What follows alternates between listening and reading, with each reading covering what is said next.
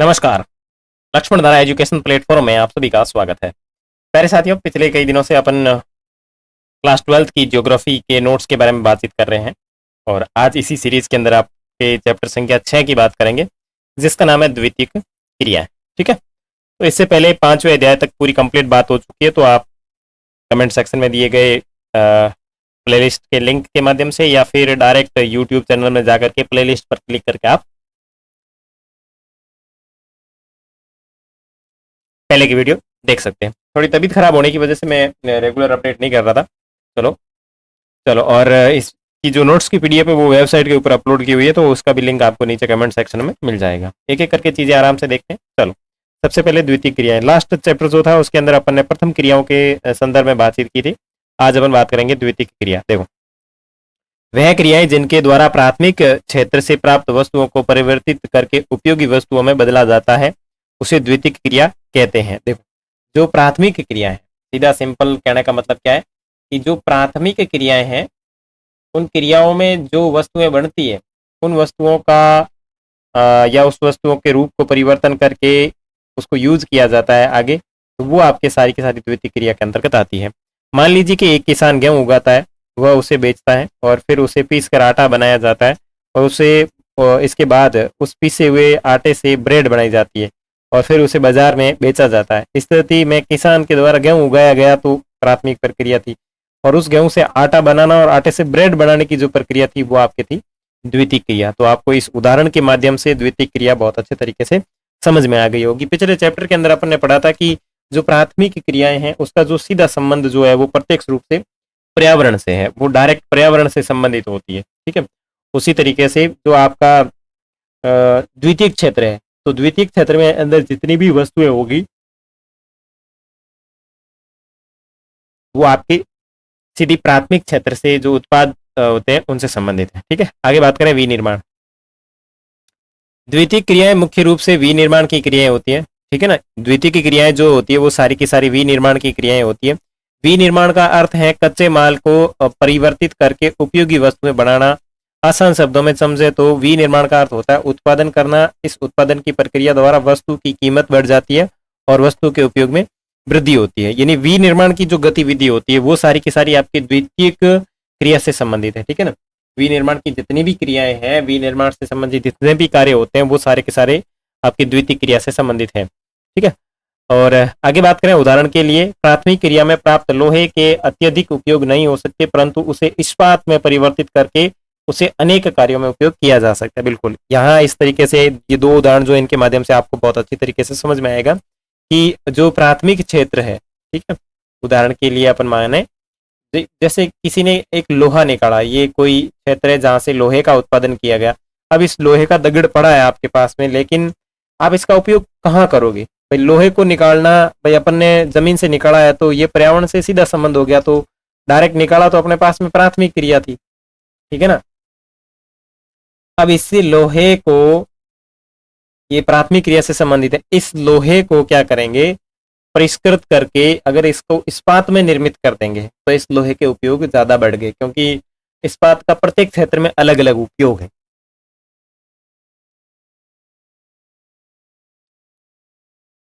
तो अपन ने इसका इस्पात बना दिया, तो इस्पात बना दिया तो इस्पात से क्या हुआ, इस्पात से हो गया आपके विनिर्माण, और इस्पात बनाने की जो क्रिया थी वो आपकी थी द्वितीयक क्रिया। ठीक है, आधुनिक बड़े पैमाने पर होने वाले विनिर्माण की विशेषताएं देखिए। देखो, कौशल का विशिष्टीकरण, उत्पादन की विधियां। अब इससे क्या होगा कि कौशल का विशिष्टीकरण होगा, उत्पादन की विधियां आगे जाएगी। तो देखो, शिल्प तरीके से कारखाने में थोड़ा ही सामान उत्पादित किया जाता है जो कि आदेशानुसार बनाया जाता है, अतः इसकी लागत भी अधिक होती है। ठीक है, जबकि अधिक उत्पादन का संबंध बड़े पैमाने में बनाए जाने वाले सामान से है, जिसमें प्रत्येक कारीगर निरंतर एक ही प्रकार का कार्य करता रहता है, भिन्न भिन्न प्रकार के कार्य करता रहता है। आगे बात करें यंत्रीकरण की। यंत्रीकरण से तात्पर्य है किसी कार्य को पूर्ण करने के लिए मशीनों का प्रयोग करना। ठीक है ना, किसी कार्य को पूर्ण करने के लिए मशीनों का प्रयोग करना। जैसे स्वचालित निर्माण प्रक्रिया के द्वारा मानव की सोच को सम्मिलित किए बिना कार्य यंत्रीकरण की विकसित अवस्था है। ठीक है ना, मतलब मशीनें जो है कुछ अपने आप चलती है, तो उसकी वजह से क्या है कि मानव की जो थिंकिंग है उसको सम्मिलित किए बिना ही कुछ कार्य है जो मशीनों के द्वारा संपन्न किए जा सकते हैं। ठीक है, पुनर्निवेश एवं स्मार्टपास कंप्यूटर नियंत्रण प्रणाली से युक्त स्वचालित कारखाने जिनमें मशीनों को सोचने के लिए विकसित किया गया और पूरे विश्व की नजर आने वाली, जैसे कि आप बड़ी बड़ी कंपनी के जो पार्ट बनाने वाली जो आपने फैक्ट्रियां वगैरह देखी होगी, तो उसमें जो मशीनें हैं वो किस तरीके से कार्य करती है, ठीक है, तो वो चीजें आपने देखी होगी। आगे बात करें प्रौद्योगिकी नवाचार। प्रौद्योगिकी नवाचार शोध एवं विकासमान युक्तियों के द्वारा विनिर्माण की गुणवत्ता को नियंत्रित करने, अपशिष्ट के निस्तारण एवं अदक्षता को समाप्त करने तथा प्रदूषण के विरुद्ध संघर्ष करने का एक महत्वपूर्ण पहलू है। संगठनात्मक ढांचा एवं विस्तारीकरण आधुनिक निर्माण की विशेषताएं हैं। यह एक जटिल प्रौद्योगिकी यंत्र है। अत्यधिक विशिष्टीकरण एवं श्रम विभाजन के द्वारा कम प्रयास एवं अल्प लागत से अधिक माल का उत्पादन करना, अधिक पूंजी, बड़े संगठन एवं प्रशासकीय अधिकारी वर्ग, ठीक है, तो ये सारी की सारी चीजें उससे संबंधित होगी। उसके बाद में अनियमित भौगोलिक संरचना। आधुनिक निर्माण के मुख्य केंद्र कुछ ही स्थानों में सीमित है। विश्व के कुल 10% से कम भूभाग पर इनका विस्तार है। तो किसी भी औद्योगिक क्षेत्र या इकाई को स्थापित करने के लिए भौगोलिक क्षेत्र का वितरण भी अच्छा होना चाहिए। बाजार तक अभिगम्यता, यानी बाजार तक पहुंच भी होनी चाहिए कि उद्योग की स्थापना में सबसे प्रमुख कारक है द्वारा उत्पादित माल के लिए उपलब्ध बाजार, मार्केट पास में होना बहुत जरूरी है। बाजार से तात्पर्य उस क्षेत्र में तैयार वस्तुओं की मांग एवं वहां के निवासियों में खरीदने की क्षमता क्रय शक्ति से है। यानी जो उत्पादित वस्तुएं हैं उनका डायरेक्ट खरीदने का जो संबंध है सीधा बाजार से ही होगा। तो क्योंकि बाजार में ही लोगों को आवश्यकता होती है सामान की और लोग बाजार में जाते हैं खरीदने के लिए, ठीक है। उसके बाद में कच्चे माल की प्राप्ति तक अभिगम्यता, ठीक है, कच्चे माल की भी पूर्ति उनको हाथों हाथ होनी चाहिए। उद्योग के लिए कच्चा माल अपेक्षाकृत सस्ता एवं सरलता से परिवहन योग्य होना चाहिए। भारी वजन, सस्ते मूल्य एवं वजन घटने वाले पदार्थ अयस्क पर आधारित उद्योग कच्चे माल के स्रोत स्थल के समीप ही स्थित हैं, जिसे इस्पात, चीनी एवं सीमेंट उद्योग भी कहा जाता है, ठीक है। श्रम आपूर्ति तक अभिगम्यता। उद्योग की अवस्थिति में श्रम एक प्रमुख कारक है, ठीक है। बढ़ते हुए यंत्रीकरण, स्वचालन एवं औद्योगिक प्रक्रिया के लचीलेपन ने उद्योगों में श्रमिक पर निर्भरता को कम किया है और फिर कुछ प्रकार के उद्योगों में अब भी कुशल श्रमिकों की आवश्यकता है, ठीक है। फिर आगे देखें शक्ति के संसाधनों तक अभिगम्यता। मतलब ये जो अपन पढ़ रहे हैं ये सारी अभिगम्यता, इसका मतलब ये है कि कोई औद्योगिक इकाई स्थापित करनी है तो उसमें कौन कौन सी चीजों की आवश्यकता होगी, ठीक है। तो ऊपर अपन ने देखा कि भाई श्रम की आपूर्ति होनी चाहिए, यानी सस्ता एवं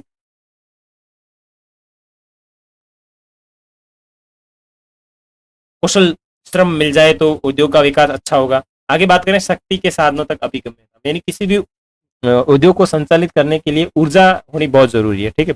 वे उद्योग जिसमें अधिक शक्ति की आवश्यकता होती है ऊर्जा के स्रोत के समीप लगाए जाते हैं, ठीक है, जैसे एल्यूमिनियम उद्योग, ठीक है। प्राचीन समय में कोयला प्रमुख शक्ति का साधन था। आजकल जल विद्युत एवं खनिज तेल भी कई उद्योगों के लिए शक्ति का महत्वपूर्ण साधन है।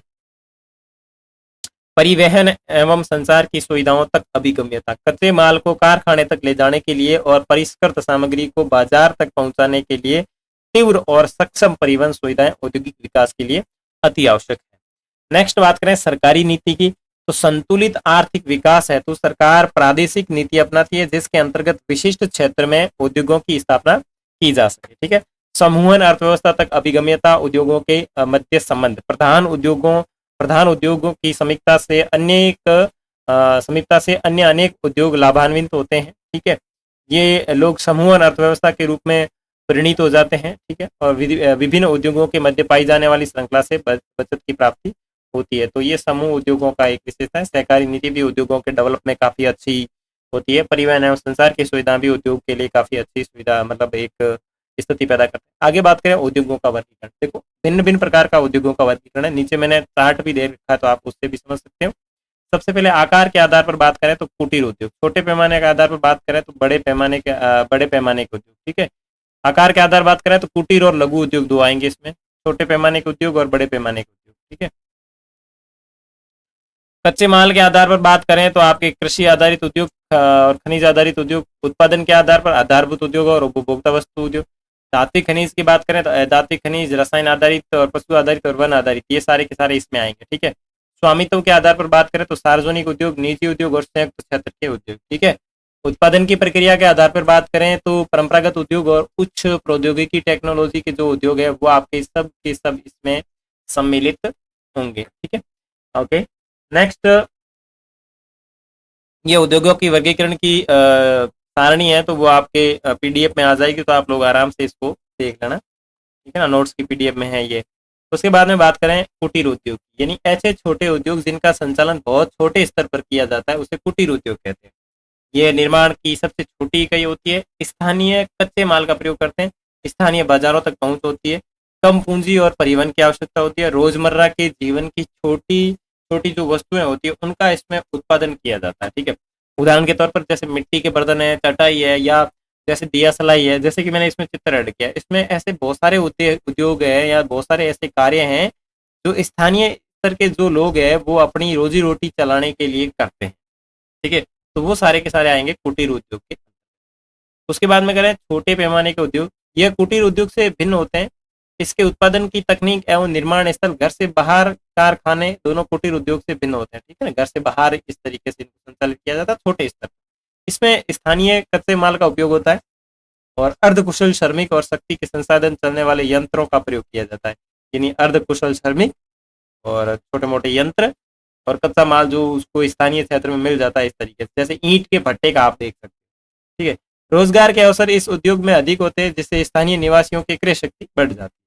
भारत, चीन, इंडोनेशिया, ब्राजील जैसे देश ने अपनी जनसंख्या को रोजगार उपलब्ध करवाने के लिए इस प्रकार के श्रम संगठन छोटे पैमाने के उद्योग काफी बड़े स्तर पर प्रारंभ किए हैं, ताकि स्थानीय स्तर की जो जनसंख्या है उसको मतलब जो है रोजगार मिल सके। आगे बात करें बड़े पैमाने के उद्योग। बड़े पैमाने के उद्योगों के लिए विशाल बाजार, भिन्न प्रकार का कच्चा माल, शक्ति के साधन, कुशल श्रमिक, विकसित प्रौद्योगिकी, अधिक उत्पादन एवं अधिक पूंजी की आवश्यकता होती है। पिछले 200 वर्षों में इसका काफी डेवलपमेंट हुआ है। ये उद्योग ग्रेट ब्रिटेन, संयुक्त राज्य अमेरिका के पूर्वी भाग एवं यूरोप में लगाए गए, परंतु वर्तमान में इसका विस्तार सब विश्व के सभी भागों में हो गया है। तो आपको धीरे धीरे ये चीजें जैसे नोट्स में देखोगे तो भी अच्छी तरीके से याद हो जाएगी। आगे बात करें कच्चे माल के आधार पर उद्योगों का वर्गीकरण, तो इसके 5 प्रमुख है। सबसे पहले कृषि आधारित, ठीक है। तो जैसा ही आपको शब्द में समझ में आएगा, ऐसे उद्योग जो कृषि के ऊपर आधारित हो या कृषि के ऊपर डिपेंडेंट हो, वो होंगे कृषि आधारित उद्योग। खेतों से प्राप्त कच्चे माल को विभिन्न प्रक्रियाओं के द्वारा तैयार माल में बदलकर विक्रय हेतु ग्रामीण एवं नगरीय बाजारों में भेजा जाता है। प्रमुख कृषि आधारित उद्योगों में भोजन तैयार करने वाले उद्योग, शक्कर, आचार, फल के रस, पेय पदार्थ, चाय, कॉफी, कोकोआ, मसाले, तेल एवं वस्त्र, सूती, रेशमी जूट तथा रबड़ के उद्योग जो है वो इसमें सम्मिलित किए जाते हैं, यानी जो प्रत्यक्ष या अप्रत्यक्ष रूप से कृषि के ऊपर डिपेंडेंट। उसके बाद में है खनिज आधारित उद्योग। इन उद्योगों में खनिजों को कच्चे माल के रूप में उपयोग किया जाता है, ठीक है। कुछ उद्योग लौह अंश वाले धात्विक खनिजों का उपयोग करते हैं, जैसे कि लौह इस्पात उद्योग, जबकि कुछ उद्योग अलोह धात्विक खनिजों का उपयोग करते हैं, जैसे एल्यूमिनियम है, तांबा है, हीरे जवाहरात का उद्योग। तो खनिज में बात करें तो एक हो गया अलोह, जिसमें लोह से संबंध नहीं होता है, और एक हो गया लोह, ठीक है, जो लोहे से संबंध। आगे है रसायन आधारित उद्योग। इस प्रकार के उद्योगों में प्राकृतिक रूप से पाए जाने वाले रासायनिक खनिज का उपयोग होता है, जैसे पेट्रो रसायन उद्योग में खनिज तेल का उपयोग होता है, ठीक है। जैसे आगे बात करें नमक, गंधक एवं पोटास उद्योगों में भी प्राकृतिक खनिजों को को काम में लेते हैं। कुछ रासायनिक उद्योग लकड़ी एवं कोयले से प्राप्त कच्चे माल पर निर्भर है, ठीक है। रसायन उद्योग के अन्य उदाहरण कृत्रिम रेशे बनाना, प्लास्टिक निर्माण, तो ये सारे सारे रसायन उद्योग से संबंधित होते हैं, ठीक है। उसके बाद में है वन आधारित उद्योग, यानी ऐसे उद्योग जो वन पे डिपेंडेंट है, यानी वन से उनको कच्चा माल प्राप्त होता है। तो वनों से प्राप्त कई मुख्य गुण है उपज कच्चे माल के रूप में उद्योगों में प्रयुक्त होता है। फर्नीचर उद्योग के लिए इमारती लकड़ी, कागज उद्योग के लिए लकड़ी, बांस एवं घास तथा लाख उद्योग के लिए वनों से ही सब कुछ प्राप्त होता है। उसके बाद में है पशु आधारित उद्योग। चमड़ा एवं ऊन पशुओं से प्राप्त होता है और ये एक प्रमुख कच्चा माल भी है। चमड़े के लिए चमड़ा, ऊनी वस्त्र उद्योग के लिए ऊन पशुओं से ही प्राप्त होती है। हाथी दांत उद्योग के लिए भी हाथी जो है वो पशुओं से ही प्राप्त होता है। ये तो सारे हो गए उससे। अगर अभी आगे बात करें उत्पादन आधारित जो उद्योग है वो किस तरीके से है। उत्पादन के आधार पर उद्योगों के प्रमुख रूप, तो सबसे पहले है आधारभूत उद्योग। सबसे पहले क्या है? आधारभूत उद्योग। वह उद्योग जो दूसरे उद्योगों के लिए आवश्यक वस्तुओं को बनाता हो उसे आधारभूत उद्योग कहा जाता है। उदाहरण के लिए मशीनें बनाने वाले उद्योग, लौह इस्पात उद्योग, ठीक है ना, मशीनें बनाने वाला उद्योग और लौह इस्पात उद्योग जो है वो एक प्रकार से आधारभूत उद्योग है। अब जैसे मेरे को कोई मोटरसाइकिल बनानी है, ठीक है ना, तो इसमें इंजन एक प्रकार की मुख्य मशीन है, तो मशीनरी जो उद्योग होगा वो सबको क्या करेगा, ये मशीन प्रोवाइड करवाएगा, मोटर प्रोवाइड करवाएगा, ठीक है। तो वो क्या हो गया, आधारभूत उद्योग, यानी ऐसे उद्योग जो दूसरे उद्योगों को उनकी जो आवश्यक वस्तुएं होती है उसे क्या करता है, प्रोवाइड करवाता है। दूसरे शब्दों में उद्योग जिनके द्वारा बनाई गई वस्तुओं का उपयोग अन्य उद्योगों में कच्चे माल के रूप में किया जाता है, उन्हें आधारभूत उद्योग कहते हैं। यानी दूसरे शब्दों में जिनके द्वारा बनाई गई वस्तुओं का उपयोग अन्य उद्योगों में कच्चे माल के रूप में किया जाता है उसे आधारभूत उद्योग कहते हैं। आगे है उपभोक्ता उद्योग। उपभोक्ता उद्योग जिनके द्वारा बनाई गई वस्तुओं का उपभोग प्रत्यक्ष रूप से उपभोक्ता द्वारा कर लिया जाता है उसे कहते हैं उपभोक्ता उद्योग। उदाहरण के लिए बिस्किट, चाय, ये साबुन वगैरह जितने भी आते हैं वो सारे के सारे उपभोक्ता उद्योग के अंतर्गत सम्मिलित होंगे, ठीक है।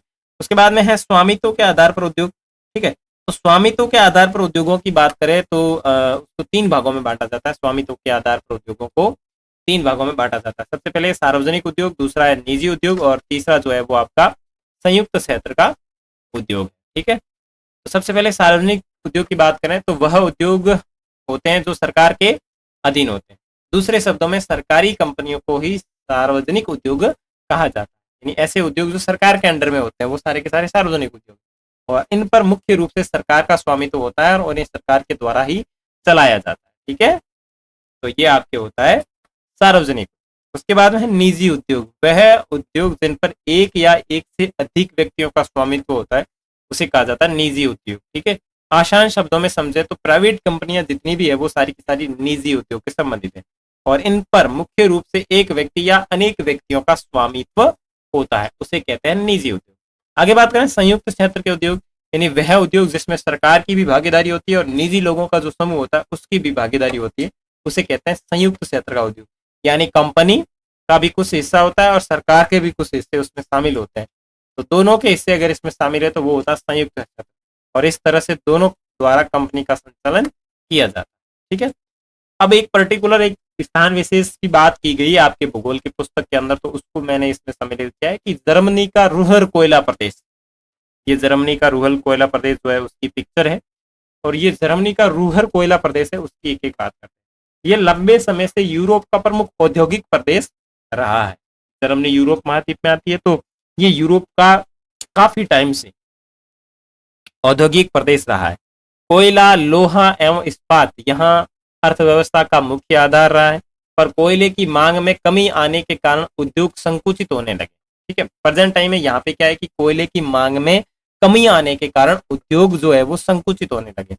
यहाँ लौह अयस्क समाप्त होने पर भी जल मार्ग से आयातित अयस्क का प्रयोग करके उद्योग कार्यशील किए जा रहे हैं। जर्मनी के इस्पात उत्पादन का 80% वो भाग है वो रूहर से होता है। औद्योगिक ढांचे में परिवर्तन के कारण कुछ क्षेत्रों के उत्पादन में गिरावट आई है। प्रदूषण व अब रूहर के भविष्य की संपन्नता कोयले एवं इस्पात के बजाय नए उद्योग जैसे ऑपल कार है बनाने के विशाल कारखाने, नए रासायनिक संयंत्र, विश्वविद्यालय इत्यादि पर आधारित है। ये खरीदारी के बड़े बड़े बाजार बन गए जिससे नया रूहर भूदर से विकसित हो गया। तो इसमें यह है कि जो रूहर प्रदेश है पहले कोयले के क्षेत्र में काफी डेवलपमेंट था, लेकिन प्रेजेंट टाइम में या तो कोयला समाप्त हो गया या फिर पॉल्यूशन ज्यादा बढ़ गया। इसकी वजह से क्या है कि उसका जो परंपरागत उत्पादन था उसके अंदर गिरावट आ गई है और ये नए रूरल प्रदेश के अंदर विकसित हो रहा है जिसमें प्रेजेंट टाइम में जो टेक्नोलॉजी है उसका या फिर रासायनिक संयंत्र, ठीक है ना, इस तरीके के क्षेत्र को लेके ये काफी डेवलप हो रहा है। आगे है लौह इस्पात उद्योग। इसमें वही बिंदु सम्मिलित किए गए हैं जो आपकी पाठ्य पुस्तक के अंदर 12वीं कक्षा की जो एनसीईआरटी पुस्तक है उसमें दिए हुए, कोई ना तो एक्स्ट्रा है ना किसी चीज को घटाया गया। लौह इस्पात उद्योग सभी उद्योगों का आधार है, इसलिए इसको आधारभूत उद्योग कहा जाता है। अब क्यों कहा जाता है जिसकी बात अपन कर, यह आधारभूत इसलिए है क्योंकि यह अन्य उद्योगों जैसे मशीन है, औजार है, जो आगे उत्पादन के लिए प्रयोग किए जाते हैं उनको कच्चे माल का प्रदान करता है, इसलिए कहा जाता है आधारभूत उद्योग।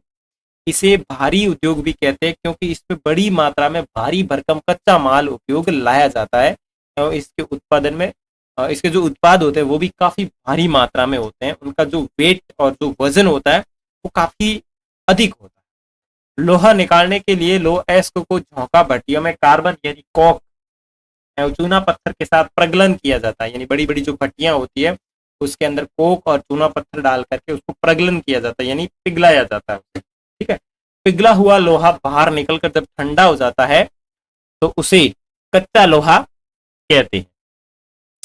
इस कच्चे लोहे में मैग्नीज मिलाकर इस्पात बनाया जाता है। ठीक है ना, तो वो ठंडा हो जाता है उसे कच्चा लोहा कहते हैं। फिर ये कच्चा लोहा जब ठंडा मतलब हो जाता है तो फिर इसके अंदर मिलाया जाता है मैग्नीज। ठीक है, मैग्नीज मिलाकर के क्या किया जाता है, लोहे का निर्माण किया जाता है। परंपरागत रूप से बड़े इस्पात उद्योग की स्थिति कच्चे माल के स्रोत के समीप ही रही है, जहां लोह अयस्क कोयला मैग्नीज और चूना पत्थर आसानी से उपलब्ध हो जाता है, या ऐसे स्थान पर भी अवस्थित हो सकता है जहां कच्चा माल आसानी से पहुंचाया जा सके, जैसे पतन के समीप। बाजार का होना अधिक महत्वपूर्ण होता है क्योंकि कच्चे माल के रूप में रद्दी धातु जो है वो काफी बाजार से भी एकत्रित की जाती है। जैसे लोह भंगाड़ वाले जो होते हैं ना, वो सारी चीजें लोहे ले जा करके यहाँ भी देते हैं ताकि एक नया लोहे का रूप दिया जा सके। ठीक है, आगे बात करें वितरण की, यानी लोह इस्पात वितरण। ठीक है ना, यह एक जटिल उद्योग है जिसमें अधिक पूंजी की आवश्यकता होती है तथा उत्तरी अमेरिका, यूरोप एवं एशिया के विकसित देशों में इसका केंद्रण है।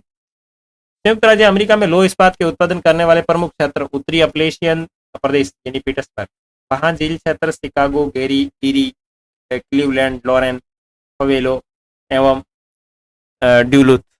एटलांटिक तट की बात करें तो स्पेरोज पॉइंट एवं मॉरिसविले, और इनके अतिरिक्त इस उद्योग का विस्तार दक्षिण राज्य अलाबामा में भी हुआ है।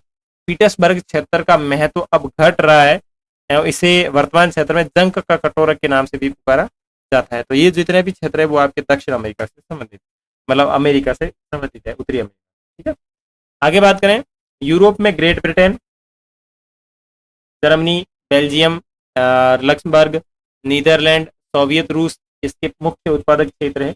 ग्रेट ब्रिटेन में बर्मिंघम एवं शेफील्ड, जर्मनी में ड्यूसबर्ग, टोडरबुंड और डुसुलरोडफ। ठीक है, एसेन, फ्रांस में Le Creusot and Saint Etienne, Soviet संघ में रूस, मोरक्को, सेंट पीटर्सबर्ग और लिपिटेस्क लिपिटेस्क और तुला, यूक्रेन के किब्रोई, रांग एवं दोनेत्स्क मुख्य प्रमुख इस्पात के केंद्र है। तो ये इतने भिन्न भिन्न प्रकार के जो नाम है वो आपके विश्व के संदर्भ में।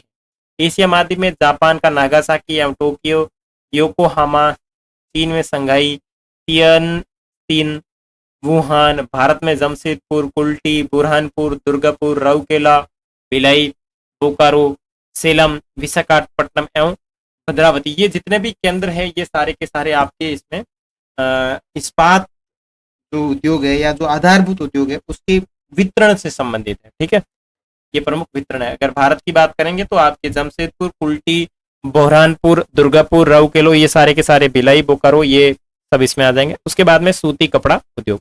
इस उद्योग में सूती कपड़े का निर्माण हथकरघा, बिजली करघा एवं कारखानों से किया जाता है। यानी ये जो सूती कपड़ा उद्योग है इसको हथकरघे से ही बनाया जाता है, बिजली से बनाया जाता है और कारखानों में भी इसका निर्माण किया जाता है। हथकरघा क्षेत्र में अधिक श्रमिक की आवश्यकता होती है एवं ये अर्धकुशल श्रमिकों का रोजगार प्रदान करते हैं। यानी अर्धकुशल का मतलब है जो ज्यादा पढ़े लिखे और उस कार्य क्षेत्र में इतने जानकार नहीं हो उसे कहते हैं अर्धकुशल। ठीक है, स्वतंत्रता के आंदोलन में महात्मा गांधी ने खादी वस्त्र प्रयोग हेतु बल दिया था। ठीक है ना, स्वतंत्रता आंदोलन जब चल रहा था तो महात्मा गांधी जी ने खादी वस्त्र प्रयोग पर भी बल दिया था। सूती वस्त्र निर्माण के लिए कच्चे माल के रूप में अच्छी किस्म की कपास चाहिए। विश्व के 50% से अधिक कपास का उत्पादन भारत, चीन, संयुक्त राज्य अमेरिका, पाकिस्तान, उज्बेकिस्तान एवं मिस्र में किया जाता है। ठीक है, ग्रेट ब्रिटेन, उत्तरी पश्चिमी यूरोप के देश एवं जापान भी आयातित धागे से सूती कपड़े का उत्पादन करते हैं। तो इस तरीके से ये आप देख सकते हैं। नेक्स्ट आपका ये जो चैप्टर है वो पूरा कंप्लीट हो गया। इसके बाद आपकी एमसीक्यू की क्लास आएगी। ठीक है, एमसीक्यू की क्लास के बाद आगे अपन चैप्टर संख्या 7 की बात करेंगे। लेकिन इससे पहले आपने अगर चैनल को सब्सक्राइब नहीं किया तो सब्सक्राइब करें, और सब्सक्राइब करने के बाद में आपको प्ले लिस्ट में जाना, ठीक है। प्ले लिस्ट में जाओगे तो सारे वीडियो आपको क्रमानुसार मिलेंगे। वहाँ पे आपके कक्षा 12 की ये जो भूगोल के वीडियो है वो भी क्रमानुसार दिए हुए हैं। उसके बाद में आपको पता होगा अपन ने इतिहास को भी पूरा पढ़ लिया है, और आपके इतिहास जो कक्षा 12 की है उसके अंदर 3 किताब है, भाग 1, भाग 2 और भाग 3। कंप्लीट नोट्स MCQ की क्लास दी हुई है, इसकी भी दी हुई है, इसकी भी दी हुई है। साथ में जो PDF है, PDF भी वेबसाइट के ऊपर अपलोड की हुई है, ठीक है। तो अभी आप नीचे कमेंट सेक्शन में जाकर PDF को भी डाउनलोड कर सकते हैं। तो मिलेंगे इनके MCQ प्रश्नों में, तब तक के लिए बाय बाय।